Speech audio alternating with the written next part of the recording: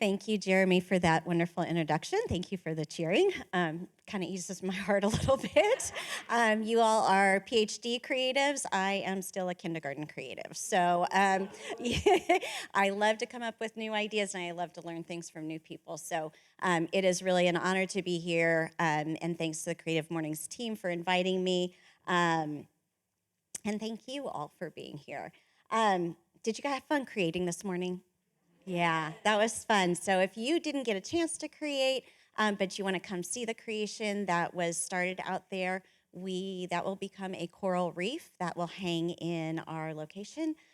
We talk about plastics and the harmful effects that it has on our environment. So definitely going to want to come and check that out about January. So I knew I was going to be talking to you all for a few months, and I like to check out my audience beforehand.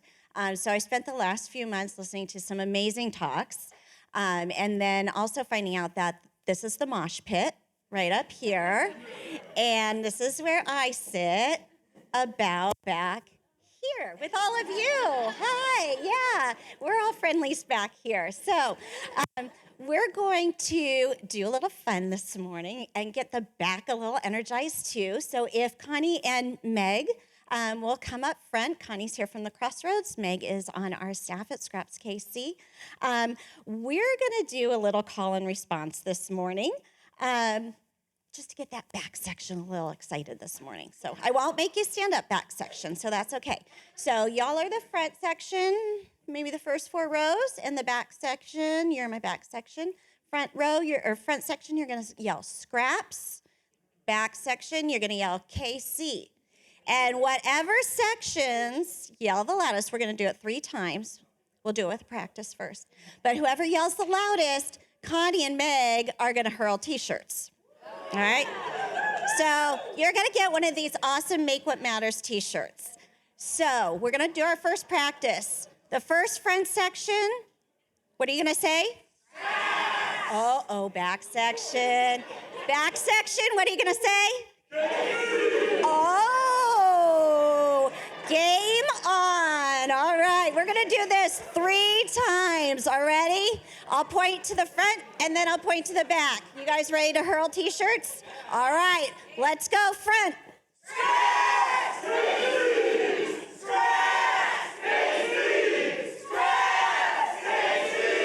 Wow. Oh, front, 3 times. just hurl them out there.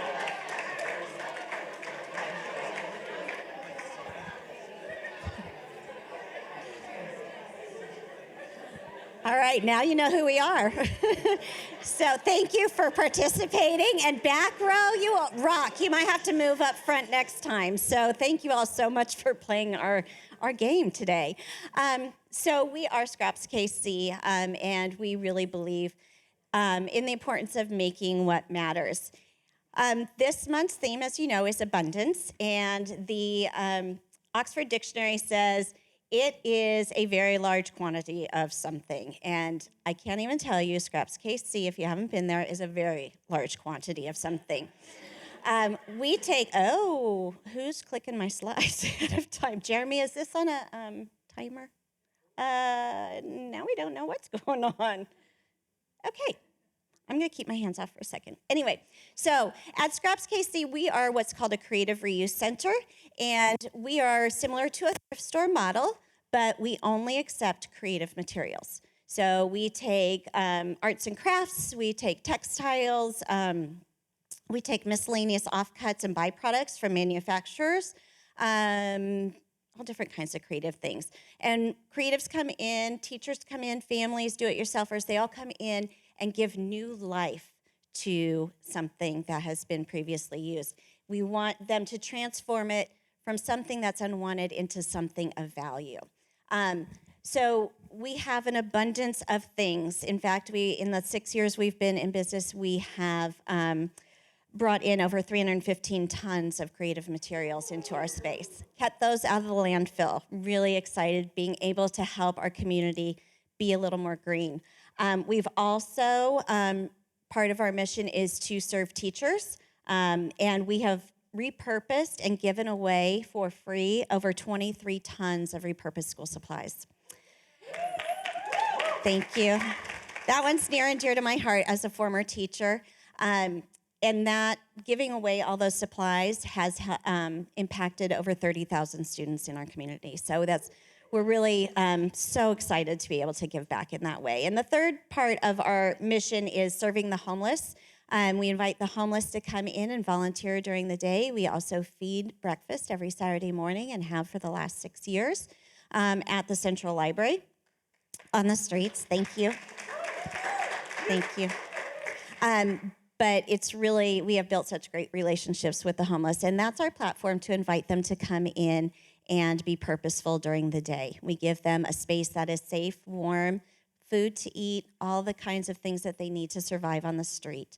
And in that, we have received donations and given out 30 tons of food, clothing, dignity, and survival items. So I would say that's a pretty large quantity and quite an abundance that we've been honored to be able to give back. But, you know, it helps from the community because we've been embraced so nicely and people are making donations. So we're really grateful to the Kansas City community. Today, I want to talk about abundance in a different way than probably just talking about ScrapsKC. I kicked around a lot of ideas because I knew I was going to do this for a while. But my mom was 98, and she passed away in October. And so it caused me time to start reflecting on her life and how she actually impacted my life. Her life was filled with riches and abundance, but not in the way that we think of it. Not in money, not in things, but in experiences and opportunities. She was born in 1924, which is a really long time ago. On that wheel of years that you have to select your year you were born, that's a lot of spinning. But she was a first-generation American.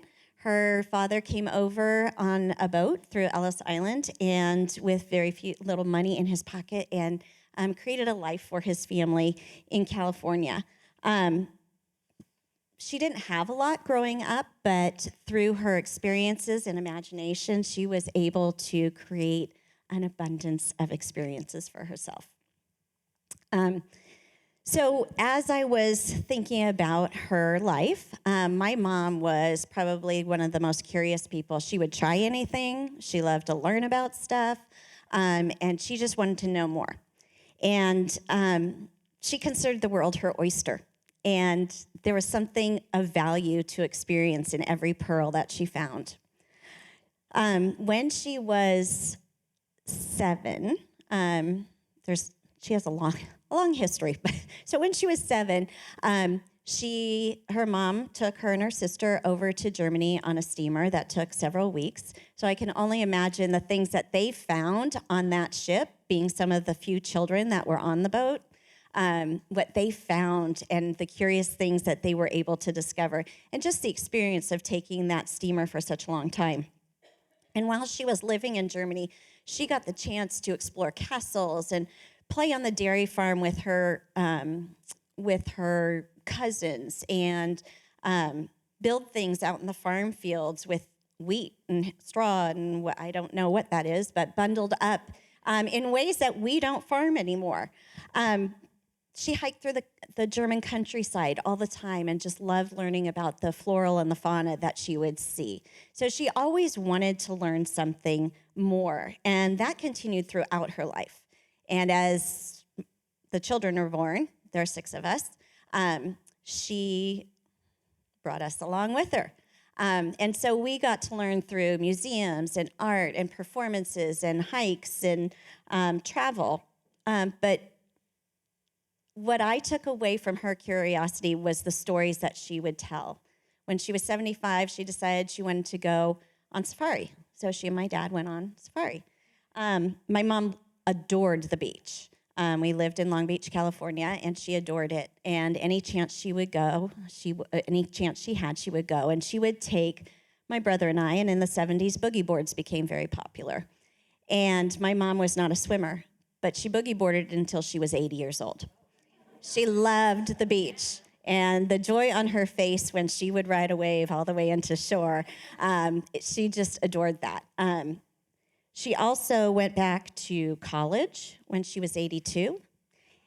And again, loved to learn. And she promised to step foot on every continent in the world.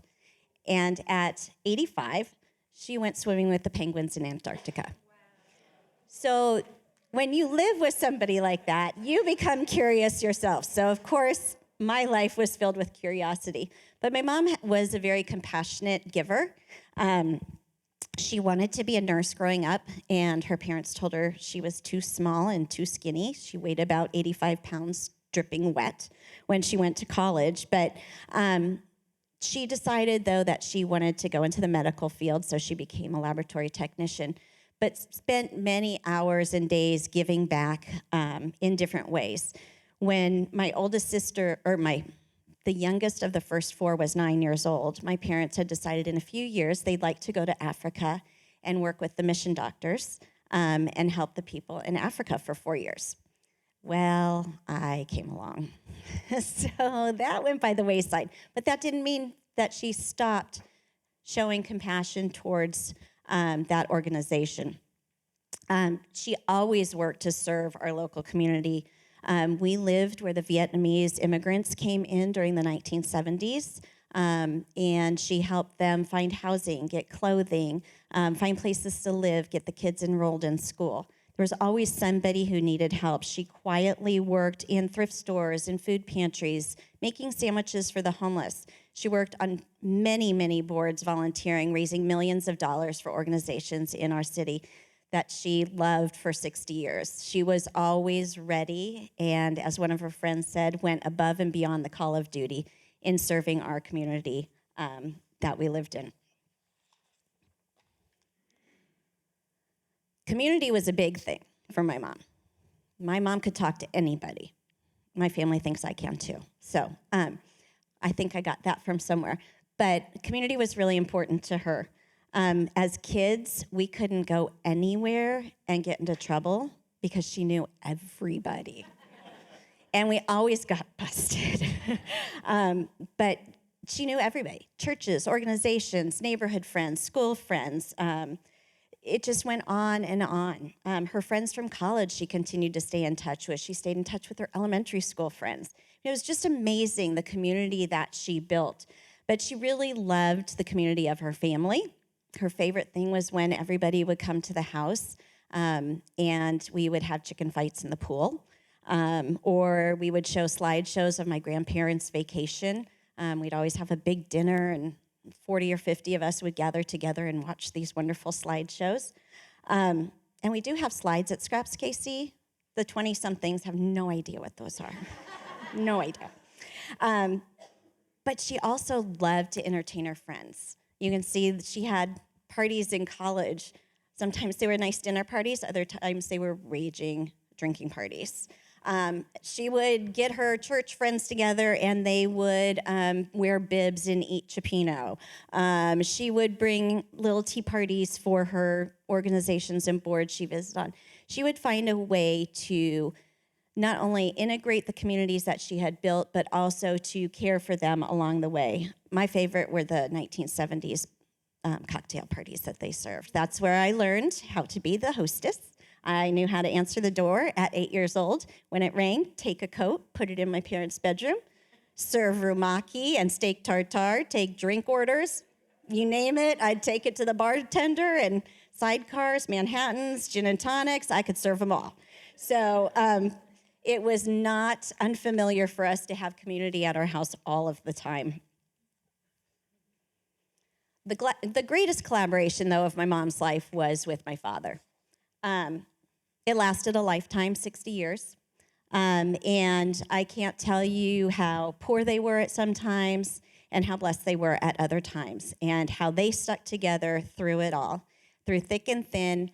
And they have a wonderful family. They built a wonderful business for themselves. They lived life fully and together.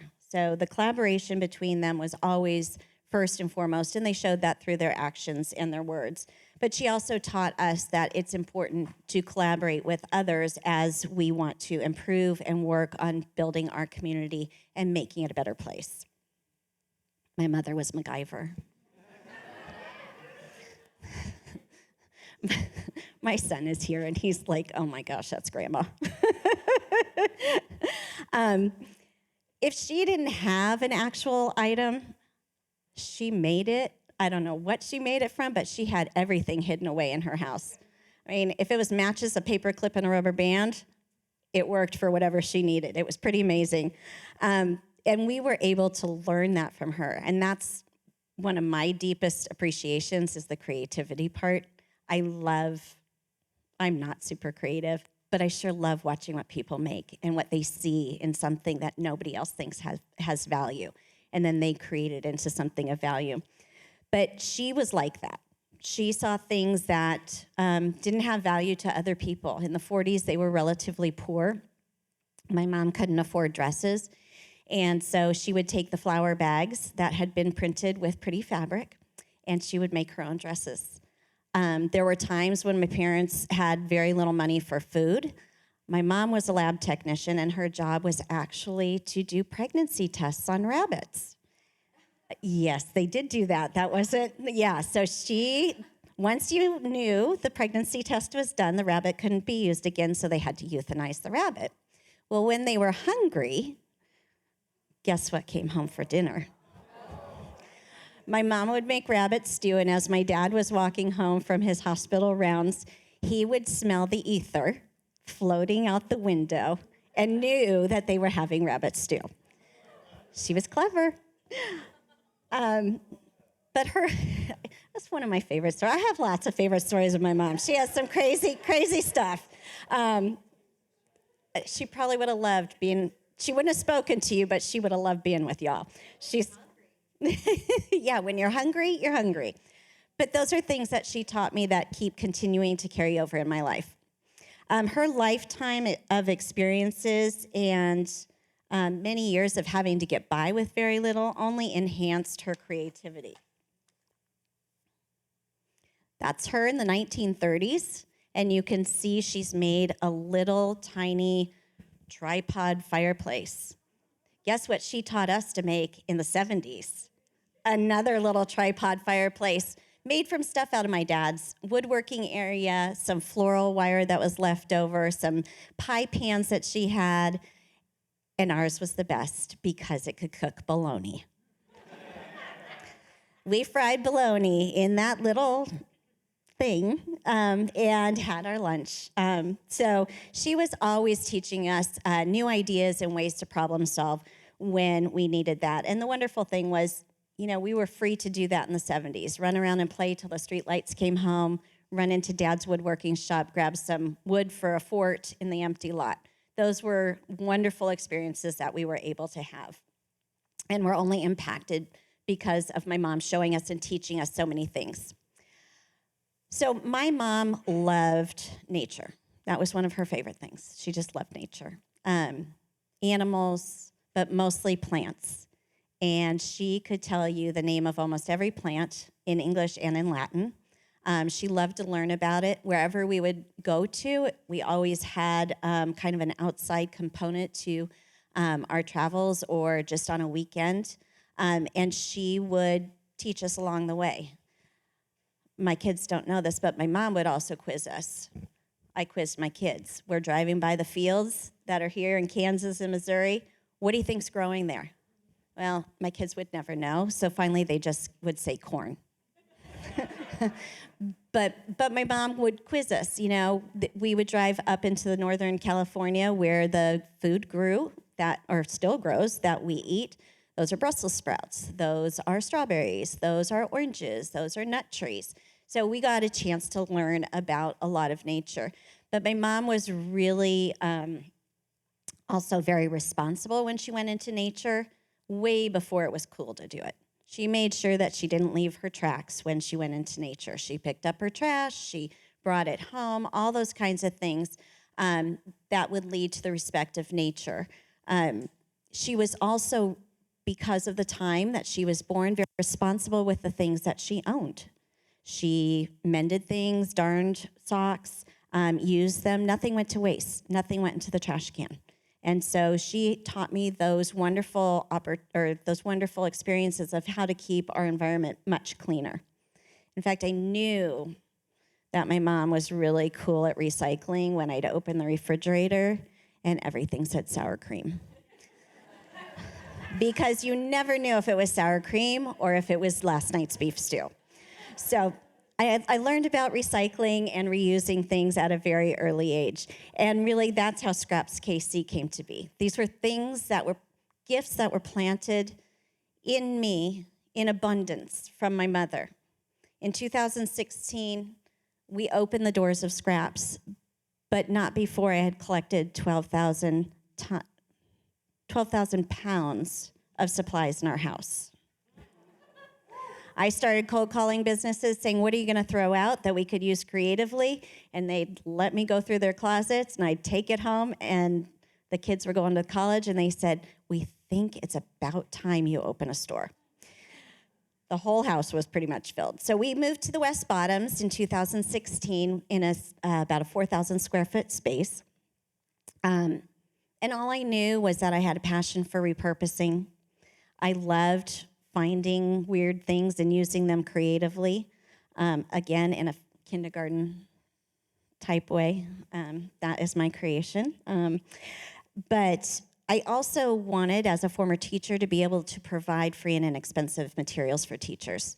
I found it humiliating and embarrassing to have to go and beg for items that I couldn't purchase because of my salary or that my district wouldn't purchase for me. So it was very important that we serve the teachers as well.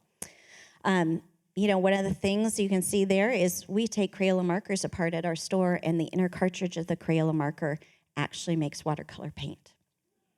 Yeah, isn't that creative? And that is not urine in that urine cup. That is yellow paint. Definitely yellow paint. But those urine cups were one of our first finds on the side of the street, and they were so great because they don't spill liquid. So just little things you need to know as you're going along. But really serving the homeless, my husband and I had been doing it for a while. Our children had been doing it. As of now, they have done it about 13 years. They taught us how to serve the homeless, and we had begun serving breakfast on the streets of the Central Library on our own. And we started building relationships with them. And one of the homeless gentlemen actually asked for something purposeful to do during the day. And so that's how ScrapsKC came to be. We opened the doors for them so that they could be purposeful. The community has really embraced us. And after 2 years, we moved into 13,500 square feet in Midtown. And we are full, but there's always room for more. But one of the things about ScrapsKC when we moved is Dave Thornhill is on our board. He also is a creative here in town with Nuance. And he, as a board member, was asked to find a way to explain who we are and what we do, because it's not easy to tell what we do. We have a big mission. We do a lot of different things. But Dave spent time watching us and listening to us, and he finally put what we do into words for us. I started the organization because that's what my heart told me to do. But what I didn't know is that what Dave saw in what we did and what we said was what my mom was. She was curious, compassionate. She loved her community. She collaborated, was creative, and responsible with our earth. Dave saw the values of my life and that it was built, what it was built upon, and how these values actually became the foundation of ScrapsKC.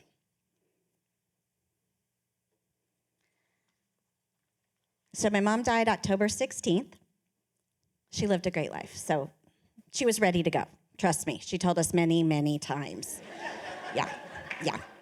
We know, Mom. We're just waiting on you. So after planning things that I would say and do to make her last hours comfortable, I thought long and hard, what was I going to do? What was I going to say to her? I knew she was close to death. She took her last breath just hours before I was able to see her. But that's okay. She knows. As I drove home that next evening, I was from St. Louis. I was pretty bleary-eyed and deep in thought and really weaving the tapestry of her life together in my mind and what that meant. And her life was filled with the values of ScrapsKC. She's the mirror image of what Dave put down into words for me. Through example, my mom has given me the most abundant gift ever. My foundational values, which I give away daily to our amazing community through ScrapsKC. Thank you very much this morning, and thank you, Mom.